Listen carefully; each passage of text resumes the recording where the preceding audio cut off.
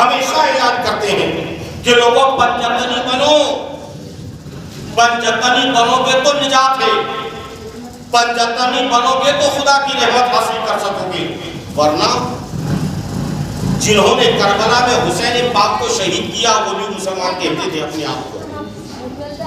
آج جو یہ کہتے ہیں کہ مصطفیٰ مر کے مٹی میں مل گئے وہ بھی اپنے آپ کو مسلمان کہتے ہیں۔ جو یہ کہتے ہیں کہ حضور کو پیچھے کی خبر نہیں وہ بھی خود کو مسلمان کہتے ہیں۔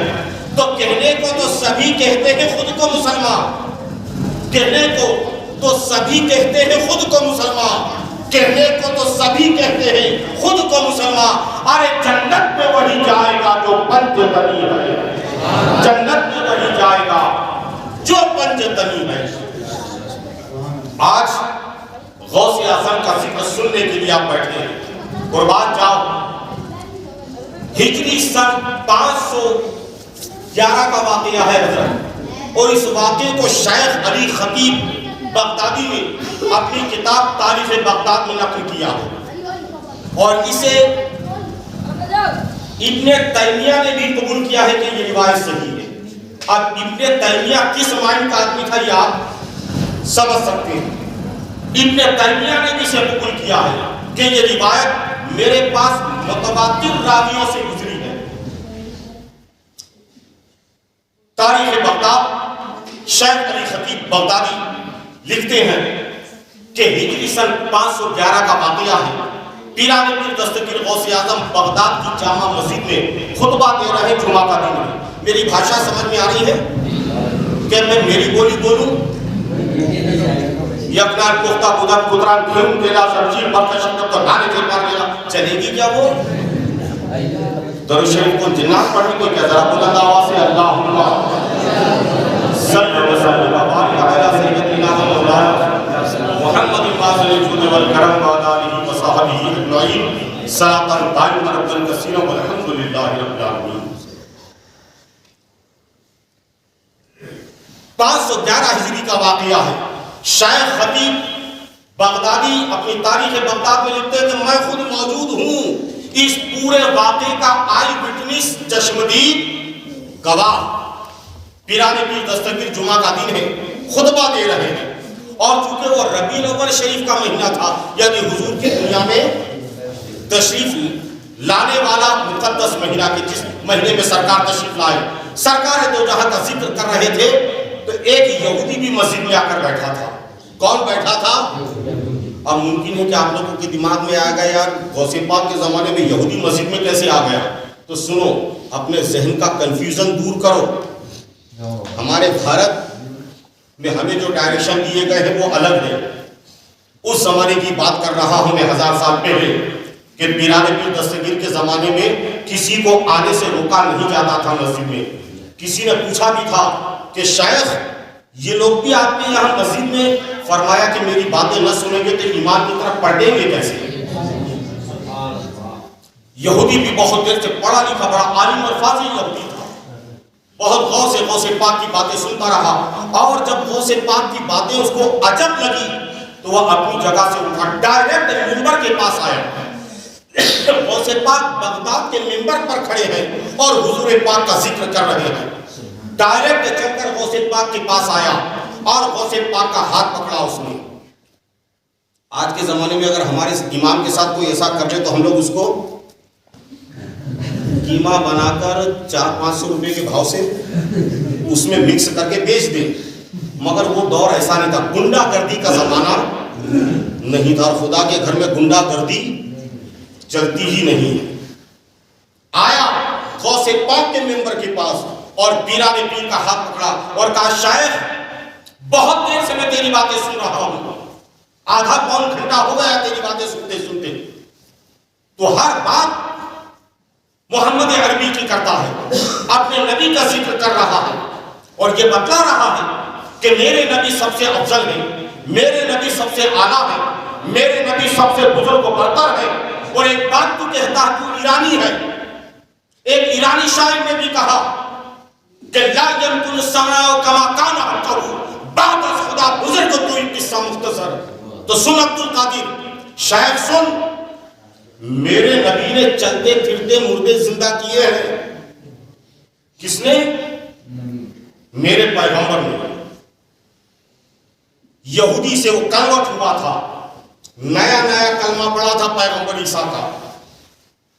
وہ یہودی کنورٹڈ کرسچن, کہنے لگا کہ میرے پیغمبر نے چلتے پھرتے مردوں کو جلایا, تیرے محمد نے کوئی مردوں کو جلایا ہو تو ایک ایگزامپل دے. کہاں بول رہا ہے؟ مسجد کے ممبر پر غوث پاک کا ہاتھ پکڑ کر کہ تیرے نبی نے کسی مردے کو جلایا ہو تو بتا. تیرا نبی میرے نبی سے افضل کیسے ہو سکتا ہے؟ میرا نبی اللہ کے پاس ہے چوتھے آسمان پر, اور تیرا نبی نیچے زمین میں لیٹا ہوا ہے قبر میں. یہ الفاظ ہیں اس کے. اس طرح کی بات اگر ہمارے پاس ہو جائے تو ہم لوگ کنٹرول کر پائیں گے اپنے آپ پر؟ نہیں کنٹرول کر سکتے. اس کی وجہ یہ ہے کہ نالا بہت جلدی افان پر آ جاتا ہے, اور سمندر پہلی بات تو آتا ہی نہیں. سمندر میں طوفان افان نہیں آتا. کبھی 1500 سال کے بعد آ گیا نا تو ایک ہی بار میں 1 لاکھ 2 لاکھ 4 لاکھ کو پہلی بار تو آتا ہی نہیں.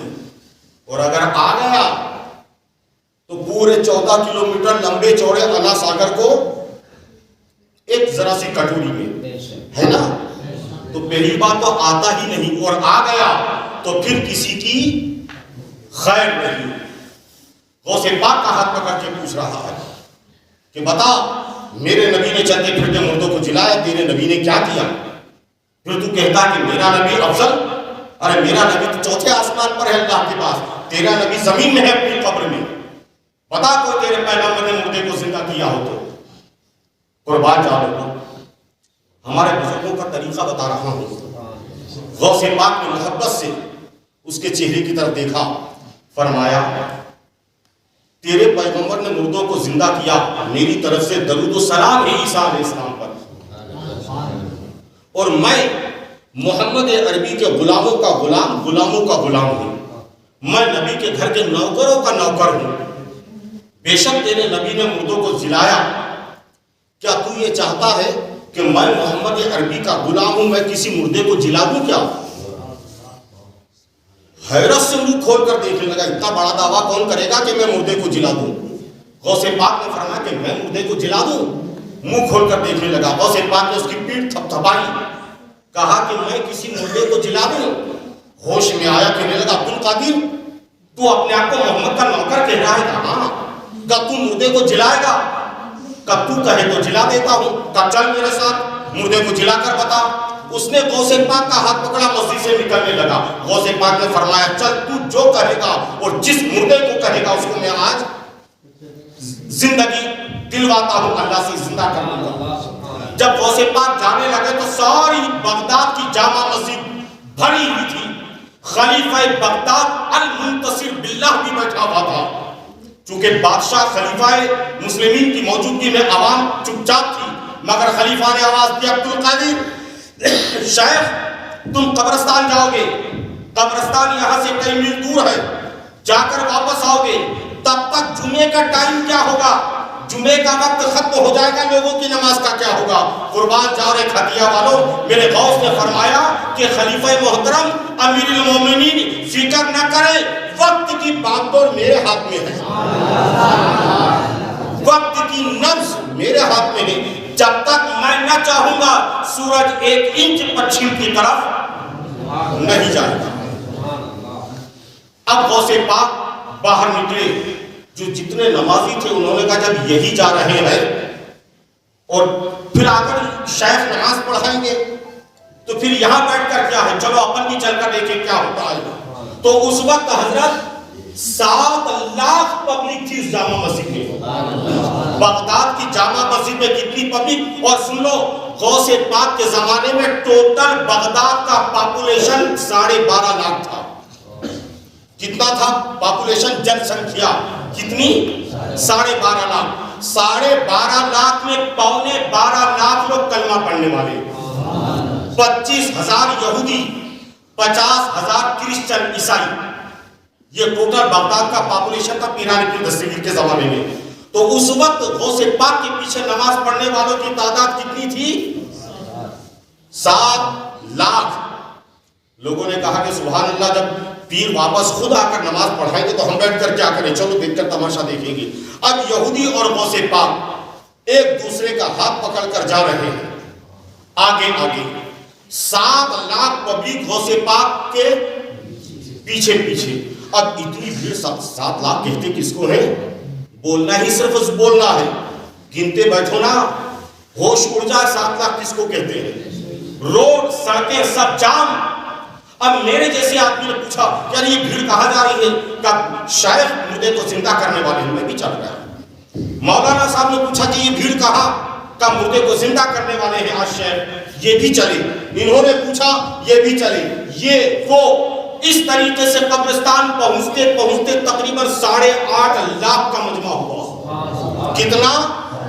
8.5 لاکھ پبلک تاریخ بغداد کے اعتبار سے۔ غوث پاک قبرستان پہنچ گئے، چاروں طرف سے لاکھوں کی تعداد میں پبلک موجود ہے۔ غوث پاک نے اس یہودی کا نام تھا کعب بن سہیل۔ کعب بن سہیل اس یہودی کنورٹڈ کرسچن، اس سے پوچھا کہ کعب تو بتا یہ قبرستان میں کس مردے کو میں دوبارہ زندہ کروں؟ غوث پاک کے زمانے میں وہ قبرستان متروک تھا، متروک یعنی قبرستان پیک ہو گیا تھا تو وہاں کسی مردے کو دفن نہیں کیا جاتا تھا۔ تقریباً 300 سال ہو گئے تھے، وہاں کسی مردے کو 300 سال سے دفن نہیں کیا تھا، نئے نئے قبرستان وجود میں آ گئے تھے۔ خلیفہ المنصور کے زمانے میں وہ بغداد کا قبرستان آباد تھا۔ خلیفہ ہارون رشید کے دادا کے زمانے کی بات کر رہا ہوں، اس زمانے میں آباد تھا۔ پیران پیر دستگیر نے فرمایا کہ یہ قبرستان 300 سال سے بند ہے، یہاں کوئی مردہ دفن نہیں کیا جاتا۔ کعب تو بتا میں کس مردے کو اٹھا دوں؟ اب وہ خود کنورٹڈ کرسچن یہودی عالم تھا اپنے مذہب کا، اور عربی زبان اس کی اپنی مادری زبان تھی عراق میں رہنے کی وجہ سے۔ اس نے مردوں کے سرہانے جو کتبے لگے ہوتے ہیں میتوں کی قبروں پر، ہمارے یہاں بھی کہیں کہیں لوگ لگا دیتے ہیں نام اور مرنے کی تاریخ، تو اس نے ایک ایک کو پڑھا۔ وہ ڈھونڈ رہا تھا کہ سب سے زیادہ پرانا مردہ کون سا ہے، اور ایک قبر پر ٹک گیا۔ اس مردے کو کتنا ٹائم ہو چکا تھا؟ مرنے کو 400 سال۔ کھڑا ہو گیا، کہنے لگا شیخ ادھر آؤ، اس مردے کو تم زندہ کرو، بس میں یہی دیکھنا چاہتا ہوں۔ پیران پیر دستگیر قریب آئے، اس قبر کو دیکھا، المنصورہ قبرستان میں ہے وہ قبر۔ غوث پاک نے اس قبر کو مسکرا کر دیکھا، فرمایا کہ کعب ایسا ہی اٹھا دوں یا یہ اپنی زندگی میں جو کام کرتا تھا وہ کام کرتا ہوا اٹھے؟ یوں ہی میری بھاشا سمجھ رہے ہو نا؟ اس کو ایسا ہی اٹھا دوں یا یہ اپنی زندگی میں جو کام کرتا تھا وہ کام کرتا ہوا اپنی قبر سے باہر نکلے؟ چونکہ وہ بھی خود عالم فاضل تھا، 80 سال کا بوڑھا آدمی تھا، سوچنے لگا کہ بھئی اگر زندگی میں کوئی کام کرتا ہوگا تو وہ کام کے اوزار اس کی قبر میں کہاں سے سپلائی ہوں گے، اور مرنے کو اس کو۔ اس نے کہا شیخ میں یہی چاہتا ہوں کہ آپ اس کو اس کنڈیشن میں اٹھائیں کہ یہ اپنی زندگی میں جو کام کرتا تھا وہ کام کرتا ہوا اٹھے۔ قربان جاؤ رے کیا کھتیڑیا والو، اللہ اللہ، میرے پیر کی شان دیکھو، میرے پیر کی عظمت دیکھو، اور یہ دیکھو کہ میرا پیر قطب ربانی کتنا بڑا دیکھو ہے، سبحانی ہے۔ غوث پاک نے انگلی اٹھائی، فرمایا قم بِإِذْنِ اللَّهِ، اللہ کے حکم سے کھڑا ہو جا۔ قبر ایسے ہٹی جیسے کسی نے صندوق کو، یہاں کیا بولتے ہیں لوہے کے صندوق، پیٹی، یہ اوریجنل مالوی آدمی ہے پٹیل، وہ صندوق کو لکھنؤ والوں کی پینٹنگ شاعری ہے، تو اپنی مادری بات بھاشا بولو، گرو کرو اس پر، ہم پٹیل ہیں تو ہیں، اپنا بات کیوں بدلے زبردستی، جو ہے وہ ہے۔ پوری ایک ہی پتھر کی قبر تھی، وہ ایک ہی چٹان تھی،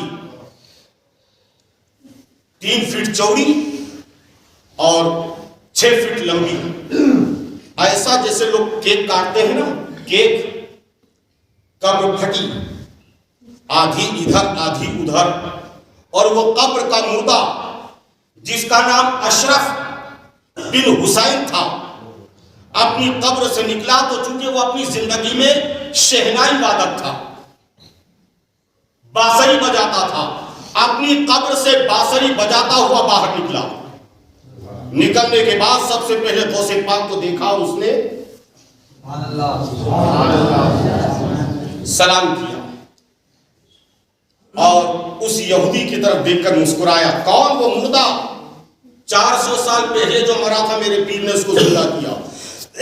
غوث پاک کو سلام کیا، یہودی کے چہرے کو دیکھا اور غوث پاک سے کہا کہ شیخ، جب آپ مجھے اٹھا رہے تھے میں آپ کی طرف آ رہا تھا تو راستے میں خدا کے پیغمبر سے ملاقات ہوئی میری۔ کون پیغمبر؟ حضرت عیسیٰ۔ کہا اللہ کے پیغمبر عیسیٰ نے بھی آپ کو سلام کہا ہے،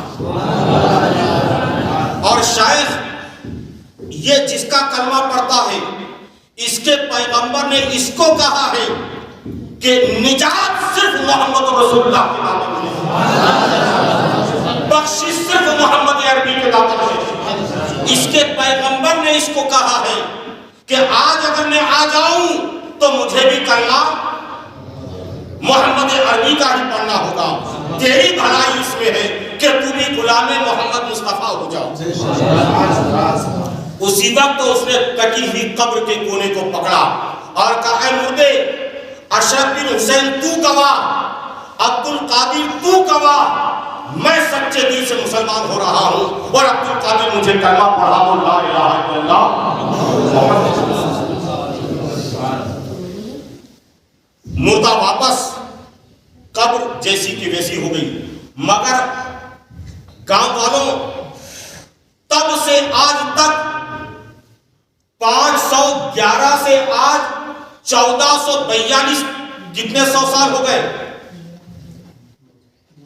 900 سال آج تک وہ اشرف بن حسین کی قبر اس طریقے سے کٹی ہوئی جس نے کسی نے آرے سے کاٹا ہو یا چاقو سے کاٹا ہو۔ میرے غوث پاک کی کرامت آج بھی اعلان کر رہی ہے کہ جو اللہ کا ہو جاتا ہے اللہ اس کا ہو جاتا ہے، اور جب اللہ کسی کا ہوتا ہے تو زبان اس کی ہوتی ہے، بولنا رب کا ہوتا ہے، ہاتھ اس کے ہوتے ہیں، کرنا خدا کا ہوتا ہے، آنکھ اس کی ہوتی ہے، دیکھنا خدا کا ہوتا ہے، کان اس کے ہوتے ہیں، سننا خدا کا ہوتا ہے، ارے یہاں تک کہ چلتا وہ ہے قدم اللہ بن جاتا ہے، اللہ اس کے پاؤں بن جاتا ہے۔ اسی لیے تو ہم خانقاہ والے اپنے پیر کے قدم کو چومتے ہیں۔ کوئی کھجلی اینڈ کمپنی کہتا کہ یار کیا آپ نے جیسے آدمی کے پاؤں چوم رہے ہو، ہم کہتے تیری نظر میں وہ آدمی ہے، ہماری نظر میں کچھ اور ہے، ہماری نظر میں کچھ اور ہے، اور اگر ہم حقیقت کا پردہ پھاڑ دیں تو اللہ کی قسم من تو شدم تو من شدی من تن شدم تو جا شدی طاقت نہ کوئی بات ابھی من دیگرم کے مدید۔ اس کے پیروں میں قوت خداوندی ہے، اس لیے ہم ان پیروں کو چوم رہے ہیں۔ مولانا مفتی احمد یار خان نعیمی نے بزرگوں کے ہاتھ اور پاؤں چومنے کو بڑے اچھے دلائل سے ثابت کیا ہے جاد حق نامی کتاب میں، اور اس کتاب کا اس لیے حوالہ دے دیا کہ چونکہ زیادہ تر اردو سے اٹیچ لوگ ہیں تو اس کتاب کو بطور حوالہ دیکھ بھی سکتے ہیں۔ بہرحال تو یہ ہے میرے پیر کی عظمت، یہ ہے سرکار غوث اعظم کی رفت کہ میرا غوث